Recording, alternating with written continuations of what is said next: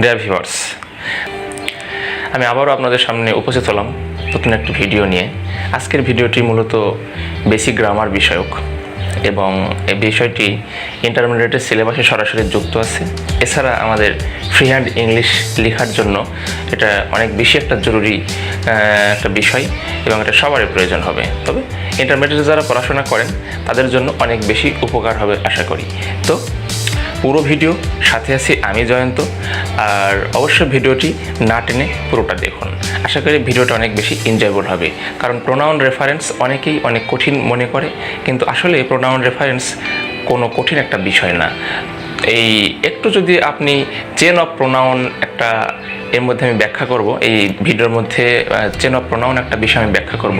Chain of প্রোনাউনটা যদি আপনি যদি একটু ভালোভাবে বুঝতে পারেন, আশা করি প্রোনাউন রেফারেন্সে আপনারা কখনো সমস্যায় পড়তে হবে না। তো ভিউয়ার্স, একটি কথা অবশ্যই বলবো, চ্যানেলটা অবশ্যই সাবস্ক্রাইব করুন, লাইক দিন, বেল বাটন অন করে দিন। তো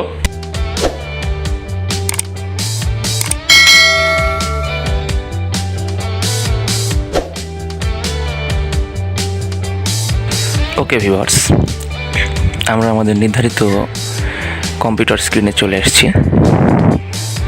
তো আমরা দেখব আজকে প্রোনাউন রেফারেন্স চ্যাপ্টারটি। আমরা এই চ্যাপ্টারকে প্রথমত দুটো অংশে ভাগ করেছি। সেটা অবশ্য ক্লাসটাও একটু বড় হয়ে যাচ্ছিল, সেটার সুবিধার্থে, অন্য কোনো কারণ নেই। দুটো অংশ ভাগ করলো, অনেক ছোট ছোট দুটো টিউটোরিয়াল, আশা করি আপনারা সব উপভোগ করবেন। শুরুতে প্রোনাউন রেফারেন্সটা কী বা প্রোনাউনটা কী সেটা আমরা একটু দেখি। The word which is used instead of noun is usually called pronoun, অর্থাৎ যে শব্দ কোনো নাউনের পরিবর্তে নাউনের পরে বসানো হয় সেটাই সাধারণত প্রোনাউন। যে ওয়ার্ড কোনো নাউনের পরিবর্তে ব্যবহৃত হয় সেটাকে প্রোনাউন বলা। আচ্ছা, Suman is a student, he goes to school every day. হ্যাঁ ভিউয়ার্স, আপনারা জানেন প্রথম সেন্টেন্সে আমরা সুমন ইউজ করেছি, এটা একটা নাম, সুতরাং এটা একটা নাউন। এবং এই দ্বিতীয় সেন্টেন্সে এই সুমন আমরা যদি আমরা ইউজ করতাম যে Suman goes to school every day, সেন্টেন্সটা কারেক্টই হতো, কিন্তু শুনতে অড মনে হতো। তো প্রথম সেন্টেন্স আমরা সুমন উল্লেখ করলাম, করার পরে সুমনের জন্য আমরা পরবর্তী সেন্টেন্সে হিকে ইউজ করেছি। এই যে সুমনের পরিবর্তে হিটা ইউজ হলো, এটাই হচ্ছে প্রোনাউন এর যথাযথ প্রয়োগ। এখন প্রোনাউন অনেক রকম আছে। এখন কোন নাউনের পরিবর্তে কোন প্রোনাউনটা বসবে, এই সিরিয়ালটা মেনটেন করাটাই মূলত প্রোনাউন রেফারেন্স। দেখুন, প্রোনাউন রেফারেন্সের সংজ্ঞা ওইভাবে কোনো পাওয়া যায় না, তবে আমি চেষ্টা করেছি আমার মতো করে একটা সংজ্ঞা দেওয়ার জন্য। কোনো সেন্টেন্সের প্রোনাউনটি একটু ভালো করে দেখুন। কোনো সেন্টেন্সের প্রোনাউনটি যে নাউনের পরিবর্তে ব্যবহার করা হয়েছে তাকে সঠিকভাবে নির্দেশ করা খুবই জরুরি। প্রোনাউনের নাউনকে স্পষ্টভাবে নির্দেশ করার নিয়মই হচ্ছে প্রোনাউন রেফারেন্স। ধরুন, ওপরের বাক্যতে আমি যখন সুমন লিখেছি, এখানে সুমনের পরিবর্তে আমি যদি হি না লিখে অন্য কোনো প্রোনাউন লিখতাম, সাপোজ ধরুন শি লিখতাম অথবা দিস দ্যাট এ ধরনের প্রোনাউন লিখতাম, তাহলে সেটা সঠিক প্রোনাউন হতো না। সেক্ষেত্রে এই প্রোনাউন রেফারেন্সটা ভুল হয়ে যেত। তো এই যে প্রোনাউনের সঠিক যে ব্যবহার, যথাযথ যে প্রয়োগ, এটাকে আমরা প্রোনাউন রেফারেন্স হিসেবে ধরে নিতে পারি। আর এই বিষয়টা ইন্টারমিডিয়েট সিলেবাসে যুক্ত করা হয়েছে। যারা ইন্টারমিডিয়েট স্টুডেন্ট আছেন তাদের জন্য আশা করি এই টিউটোরিয়ালটা অনেক গুরুত্বপূর্ণ। তো আমরা প্রথমে দেখব ইমার্জেন্সি টু লার্ন। আচ্ছা, প্রোনাউন রেফারেন্স শিখতে গেলে আমাদের যে বিষয়গুলো জানতে হবে, প্রথমত আমরা যে প্রোনাউনগুলো আছে আমরা জানি, আমরা কিছু প্রোনাউন চিনি, আমরা সবসময় ইংরেজি বলার জন্য সেই প্রোনাউনগুলো ইউজ করি এবং সেই প্রোনাউনগুলো আমরা একটু জানবো। তবে আমরা শুধু প্রোনাউন জানবো না, প্রোনাউনের তিনটা ফর্ম আছে: সাবজেক্টিভ ফর্ম, অবজেক্টিভ ফর্ম এবং পজেসিভ ফর্ম। অর্থাৎ একটা প্রোনাউন থেকে তিন রকমের আমরা প্রোনাউন পাচ্ছি, একটা প্রোনাউন থেকে তিনটা, অর্থাৎ টোটাল তিনটা প্রোনাউন আমরা একটা থেকেই পাচ্ছি। তাহলে আমাকে এই ডিটেলস বিষয়টাই আপনাদের সামনে বর্ণনা করতে হবে, আদারওয়াইজ পুরো ক্লাসটা বা আদারওয়াইজ সম্পূর্ণ প্রোনাউন রেফারেন্সটা বুঝতে বা বোঝাতে সক্ষম হব না। তো শুরুতেই দেখি আমাদের ফার্স্ট পারসন, অর্থাৎ I first person singular number, এটা সাবজেক্টিভ ফর্ম আই। আয়ের অবজেক্টিভ ফর্ম হচ্ছে মি এবং এর পজেসিভ ফর্ম হচ্ছে মাই। ঠিক একইভাবে লক্ষ্য করুন, উই থেকে এসছে অবজেক্টিভ ফর্মে আস এবং পজেসিভ ফর্মে আসছে আওয়ার। ইউ মানে আচ্ছা, এখানে একটু লক্ষ্য করুন ভিউয়ার্স, আমি দুটো ইউ পরপর ইউজ করেছি, অর্থাৎ একটা ইউ মানে তুমি, প্রথম ইউটা আমি যদি তুমি ধরি তাহলে পরে ইউ এর পরিবর্তে যে অবজেক্টিভ ফর্মটা আসছে তাহলে এটার জন্য তোমাকে একজনকেই নির্দেশ করছে এবং পজিটিভ ফর্মে ইউর অর্থাৎ তোমার। কিন্তু যখন আমি দ্বিতীয় ইউ মানে তোমরা নির্দেশ করছি তখন অবজেক্টিভ ফর্মে এটাতে বাংলা হয়ে যাচ্ছে তোমাদেরকে এবং পজিটিভ ফর্ম ইউর তোমাদের। বিষয়টা কিন্তু একই, অর্থাৎ ইউ সেকেন্ড পারসন যে প্রোনাউনটা এটা বোঝা একটু মুশকিল, কারণ কখনো ফার্স্ট পারসন কখনো সেকেন্ড পারসন রূপে ব্যবহৃত হয়, কিন্তু বানানটা তো একই। এরপরে আসি আমাদের হি এর অবজেক্টিভ ফর্ম হিম এবং পজিটিভ ফর্ম হিজ। সি এর অবজেক্টিভ ফর্ম হার এবং পজিটিভ ফর্ম হার। ইটের অবজেক্টিভ ফর্ম ইট কিন্তু পজিটিভ ফর্ম ইটস। এখানে একটু লক্ষ্য রাখবেন, এখানে যদি ইটের পরে অ্যাপোস্ট্রফি এস থাকতো তাহলে এটা কিন্তু ইট ইজ হয়ে যেত, কিন্তু যখন আমি পজিটিভ নির্দেশ করব তখন ইটের পরে শুধু এস অর্থাৎ ইটস। এটার অর্থ হচ্ছে এটির। দে থেকে দেম এবং দেয়ার। আবির থেকে আবির্স।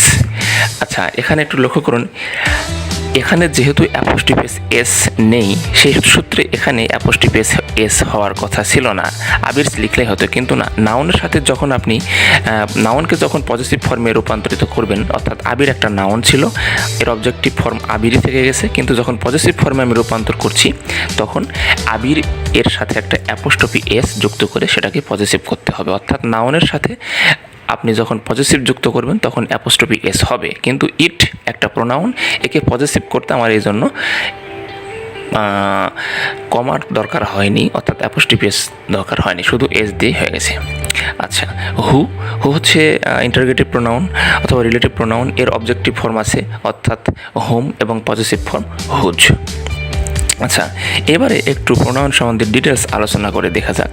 Singular pronoun. হ্যাঁ ভিউয়ার্স, এখানে যে প্রোনাউনগুলো আমি ব্যাখ্যা করেছি লক্ষ্য করুন, আই, ইউ, হি, শি, ইট, হু, এই প্রোনাউনগুলো সবসময় সিঙ্গুলার কোনো নাউনকে নির্দেশ করে, অর্থাৎ একজন ব্যক্তি বস্তু এর পরিবর্তে ব্যবহৃত হয়। ইউ আমি তো আগেই দেখিয়েছি যে যখন প্লুরাল বোঝাবে তখন প্লুরাল, আর হু এমন একটি প্রোনাউন যখন সেটা রিলেটিভ প্রোনাউন হিসেবে ব্যবহৃত হয় তখন সে সিঙ্গুলারের জন্য ব্যবহৃত হয়, প্লুরালের জন্য ব্যবহৃত হয়। কিন্তু আই, হি, শি, ইট এইসব প্রোনাউন সবসময় সিঙ্গুলার নাউনকে নির্দেশ করে। আচ্ছা, প্লুরাল প্রোনাউন। হ্যাঁ ভিউয়ার্স, এখানে লক্ষ্য করুন উই, ইউ, দে, হু, এই লাইনে যে প্রোনাউনগুলো আমি নির্দেশ করেছি এগুলো সবসময় প্লুরাল প্রোনাউনকে নির্দেশ করে, অর্থাৎ উই একের বেশি লোকজনকে বোঝায়, ইউ যখন তোমরা একের বেশি লোকজনকে বোঝায়, দে যখন তারা সেটাও একের বেশি লোকজনকে বোঝায়। সুতরাং আমাদের এই ধারণাটা ক্লিয়ার থাকতে হবে যে সিঙ্গুলার প্রোনাউন কোনগুলো এবং প্লুরাল প্রোনাউন কোনগুলো, এবং সিঙ্গুলার ও প্লুরাল দুটোই বোঝায় কোন প্রোনাউন দ্বারা। তাহলে এখানে পেলাম শুধুমাত্র হু এইটা দ্বারা সিঙ্গুলার এবং প্লুরাল, এবং ইউ এইটা দ্বারা সিঙ্গুলার এবং প্লুরাল। ইউ অ্যান্ড হু এই দুইটা প্লুরাল দ্বারা সিঙ্গুলার এবং প্লুরাল দুটাই বোঝানো হয়, অর্থাৎ সিঙ্গুলার প্রোনাউন এবং সিঙ্গুলার নাউন এবং প্লুরাল নাউন। এরপরে চলে যাই সিঙ্গুলার থিঙ্ক অর্থাৎ বস্তুর জন্য যে সিঙ্গুলার আমরা প্রোনাউনগুলো ইউজ করি। বস্তু বলতে আমি মানুষ ছাড়া অন্যান্য জিনিসকে বোঝাচ্ছি, জড় বস্তু, জীবের ক্ষেত্রে অনেক সময় এগুলো আসে, যেমন ধরুন ইট, দিস, দ্যাট, হোয়াট, এগুলো সাধারণত বস্তুর জন্য ব্যবহৃত হয়। প্লুরাল থিংস, এখন দেখব বহু অর্থাৎ বহু বচন, সিঙ্গুলার থিংস দেখলাম, এখন প্লুরাল থিংসের জন্য যে নাউনগুলো ব্যবহৃত যে প্রোনাউনগুলো ব্যবহৃত হয়েছে, অর্থাৎ দে, দিস, দোজ। এরপরে যাই রিলেটিভ প্রোনাউন। রিলেটিভ প্রোনাউন সাধারণত দুটো নাউনকে যুক্ত করে, অর্থাৎ দুটো সেন্টেন্সকে যুক্ত করে এবং এটা একটা কমপ্লেক্স সেন্টেন্স তৈরিতে সাহায্য করে। তো রিলেটিভ প্রোনাউন হিসেবে ব্যবহৃত হয় who, which, what, that, whom, whose. এরা কখনো কখনো ইন্টারগেটিভ প্রোনাউন হিসেবে ব্যবহৃত হয়, অর্থাৎ প্রশ্ন করার জন্য এই হু, হুইচ, হোয়াট, হোম, হুজ এই কয়টা যে ডব্লিউএস প্রোনাউনগুলো রয়েছে, ডব্লিউএস ওয়ার্ডগুলো রয়েছে, এরা দুটো প্রোনাউনে কাজ করে। কখনো রিলেটিভ প্রোনাউনে কাজ করে, আবার কখনো ইন্টারগেটিভ প্রোনাউনে কাজ করে। যখন ইন্টারগেটিভ প্রোনাউনে কাজ করে তখন এরা সেন্টেন্সের শুরুতে বসে, আর যখন রিলেটিভ প্রোনাউনে কাজ করে তখন এরা দুটো বাক্যের মাঝখানে বসে দুটো বাক্যকে সংযুক্ত করে, অর্থাৎ রিলেট করে, রিলেশন করে, সংযুক্ত করে। এরপরে চলে যান রিফ্লেক্সিভ প্রোনাউন। সেলফ অথবা সেলফ যুক্ত যে প্রোনাউনগুলো রয়েছে সেগুলোই রিফ্লেক্সিভ প্রোনাউন। অর্থাৎ লক্ষ্য করুন, myself, himself, themselves, herself, এগুলো সবার পরেই সেলফ আছে। আরেকটি বিষয় লক্ষ্য করুন, দেমসেলভস, কিন্তু মাই সেলফ, হিমসেলফ, এখানে যে তিনটা শব্দ আছে দেমসেলভস ছাড়া, অর্থাৎ হারসেলফ, হিমসেলফ, মাইসেলফ, এগুলো দ্বারা একজন করে ব্যক্তিকে নির্দেশ করছে। কিন্তু যখন দেমসেলভস বলছি তখন তারা স্বয়ং বা তারা নিজে, এখানে অনেকগুলো ব্যক্তি, যার জন্য আমাদের সেলফ এল-এফ সব অক্ষরটি না হয়ে ভিইএস অর্থাৎ সেলফস প্লুরাল আকার এখানে দেখানো হয়েছে। সুতরাং প্লুরাল প্রোনাউনের সাথে আমাদের ভিইএস যুক্ত করে রিফ্লেক্সিভ প্রোনাউনে পরিণত করতে হবে। এরপরে আসি কিছু ইনডিফিনিট প্রোনাউন। হ্যাঁ, কিছু অনির্দিষ্ট প্রোনাউন আছে যেগুলো অনির্দিষ্ট করে নাউনকে নির্দেশ করে। এইগুলোর মধ্যে যে প্রোনাউনগুলো আসে সেগুলো হচ্ছে সাম, নন, অ্যানি, ম্যানি, ওয়ান, ইচ, নান, আইদার, নাইদার। এই যে প্রোনাউনগুলো এখানে আছে এগুলো অনির্দিষ্ট কোনো নাউনকে নির্দেশ করে, অর্থাৎ যে নাউনের কোনো আমরা ডিটেলস বর্ণনা পাই না, কাউকে নির্দেশ করতে অথবা অনির্দিষ্টভাবে বোঝাতে। যেমন ধরুন, some of them were busy, এখানে some of them were busy, them তাদের মধ্যে কিছু ছিল, এখন এই কিছু কে অর্থাৎ এই কিছুগুলোর নাম কি এটা আমরা জানি না, অর্থাৎ নির্দিষ্ট করে বোঝাতে পারছি না। এ ধরনের সেন্টেন্সে সাধারণত এই অনির্দিষ্ট প্রোনাউন ব্যবহার করে সাবজেক্ট হিসেবে ব্যবহার করা হয়। তো ভিউয়ার্স, আজকের ক্লাস কে আমি দুভাগে ভাগ করেছি বললাম। তো এখনকার যে টিউটোরিয়ালটা এটা মূলত এতটুকুই। এর পরবর্তী যে টিউটোরিয়ালটা আমি উপস্থাপন করছি বা করব সেটা অবশ্যই লক্ষ্য করুন, সেখানে চেন অফ প্রোনাউন নামে একটা বিষয় ব্যাখ্যা করা হয়েছে এবং সেখানে প্রোনাউনের প্রয়োগ দেখানো হয়েছে। আশা করি ওই বিষয়টা আপনাদের দেখলে পরিষ্কার হয়ে যাবে আসলে চেন অফ প্রোনাউনটা কি। আর মূলত চেন অফ প্রোনাউনটা জানার মাধ্যমে আপনি প্রোনাউন রেফারেন্সে মোটামুটি 95% একটা 95% বিষয় আয়ত্ত করতে পারেন। তো পরবর্তী টিউটোরিয়াল অবশ্যই দেখুন।